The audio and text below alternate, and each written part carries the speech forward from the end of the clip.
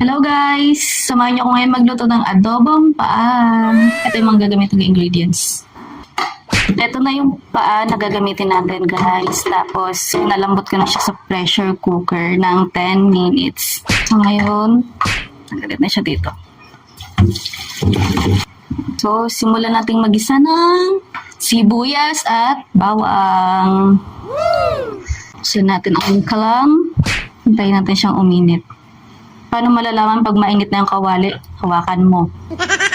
So, mainit na nga yung mantika. Hinawakan ko na yung kawali. Talagyan natin yung... Ay, mainit yung mantika. Mainit yung kawali. Tanga-tanga. Mantika. Konti lang. Tapos hintayin natin siyang uminit. Lagyan natin yung sibuyas. Tsaka bawang, isabay na natin para di sila magkagulo kung sino ba talaga ang mauuna. Sibuyas o bawang. Sabay natin. Halo, halo, halo.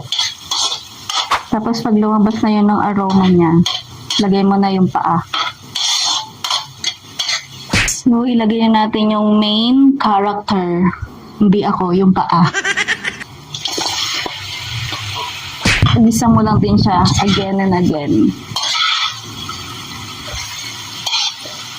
Then, ilagay mo natin ang walang toyo.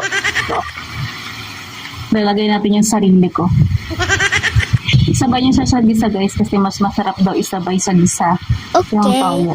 Bahala na kayo. Tansya-tansya na lang po. Kaya na bahala dyan. Ang gisa. Gisahin mo yan natin sa maluto din yung toyo.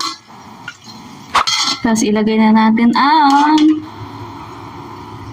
oyster sauce na wala ng laman. Kunti na lang siya.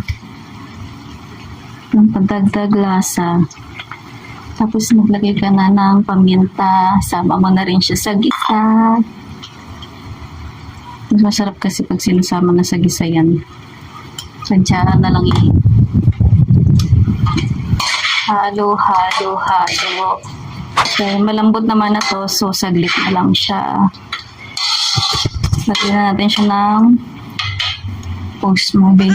Lagyan natin yung tubig.